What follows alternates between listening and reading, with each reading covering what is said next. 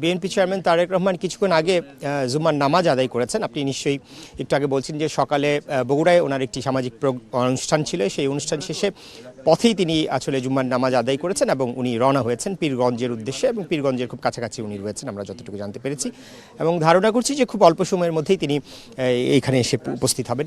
নিশ্চয়ই আপনার মনে আছে জুলাই গণ অভ্যুত্থানের সেই উত্তাল দিনগুলোর কথা। সেই জুলাই গণ অভ্যুত্থানের 2024 সালের 16ই জুলাই রংপুরের বেগম রোকেয়া বিশ্ববিদ্যালয়ের মেধাবী শিক্ষার্থী, জুলাই গণ অভ্যুত্থানের অন্যতম নায়ক ছিলেন যিনি শহীদ আবু সাঈদ, তিনি কিন্তু রংপুর বিশ্ববিদ্যালয়ের সামনে পুলিশের গুলিতে নিহত হয়েছিলেন।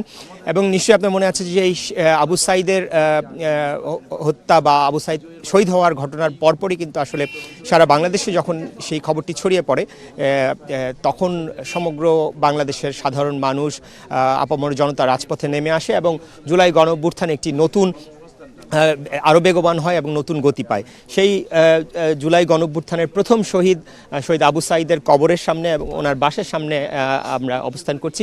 নিশ্চয়ই আপনি দেখতে পাচ্ছেন যে আমার পেছনেই রংপুর বেগম রোকেয়া আর রংপুরের পীরগঞ্জের বাবনপুর জাফরপাড়া, যেখানে শহীদ আবু সাঈদ চিরনিদ্রায় শায়িত আছেন, তার সমাধি প্রাঙ্গণের সামনেই আমরা দাঁড়িয়ে আছি।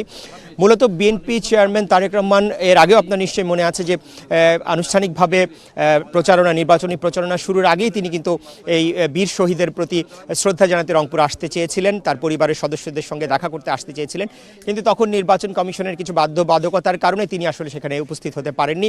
মূলত প্রথম থেকেই দেশে ফেরার পরই তারেক রহমান জুলাই গণ অভ্যুত্থানের বীর শহীদ এবং যারা আহত রয়েছেন তাদের পরিবারের সঙ্গে দেখা করছেন, সমবেদনা জানাচ্ছেন এবং দলের পক্ষ থেকে যথাসাধ্য তাদের পাশে থাকার অঙ্গীকার করছেন। সেই অঙ্গীকারের ধারাবাহিকতায় আজকে এই পীরগঞ্জে আসছেন বিএনপি চেয়ারম্যান তারেক রহমান। এই পীরগঞ্জে এরই মধ্যে এখানে উপস্থিত হয়েছেন বিএনপি স্থায়ী কমিটির সদস্য ডাক্তার এজএনএম জাহিদ হোসেন। জাহিদ ভাইয়ের কাছ থেকে শোনার চেষ্টা করবো আসলে আজকে তারেক রহমানের এই আসার কারণ এবং ওনার এই সামগ্রিক অনুষ্ঠান নিয়ে। আজকে বাংলাদেশ জাতীয়তাবাদী দলের চেয়ারম্যান জনাব তারেক রহমান কিছুক্ষণ পরেই ইনশাআল্লাহ 24-এর অন্যতম যোদ্ধা মরহুম আবু সাঈদের কবর জিয়ারত করবেন এবং তার পরিবারের সাথে উনি কথা বলবেন, এবং তার পরবর্তীতে উনি রংপুরে ঈদগাহ ময়দানে নির্বাচনী জনসভায় বক্তৃতা দেওয়ার কর্মসূচি রয়েছে।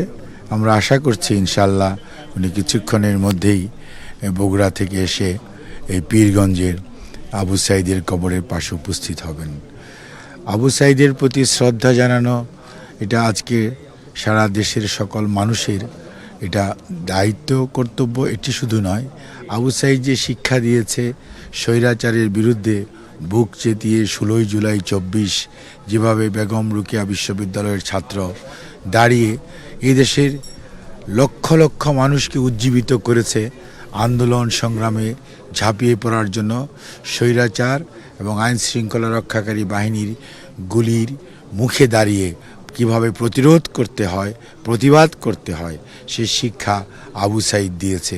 15.5 বৎসর যাবৎ গণতন্ত্রকামী রাজনৈতিক দলগুলো অব্যাহত সংগ্রাম তার পরিপূর্ণতার লাভ করার জন্য 16ই জুলাইয়ের আবু সাঈদের শাহাদতের মাধ্যমে সত্যিকার অর্থেই এই আন্দোলন সকল শ্রেণী পেশা, রাজনৈতিক দল, ছাত্র জনতা সবার আন্দোলনে রূপান্তরিত হয়েছে এবং স্বৈরাচার পালিয়ে গেছে।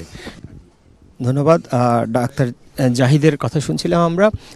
কিছুক্ষণের মধ্যেই বিএনপি চেয়ারম্যান তারেক রহমান এখানে এসে উপস্থিত হবেন, তারপর তিনি পীরগঞ্জের ঈদগাহ মাঠে যে জনসভা রয়েছে সেই জনসভায় যোগ দেবেন, এবং এটি হচ্ছে উত্তরবঙ্গ সফরে তারেক রহমানের দ্বিতীয় দিনের কর্মসূচি।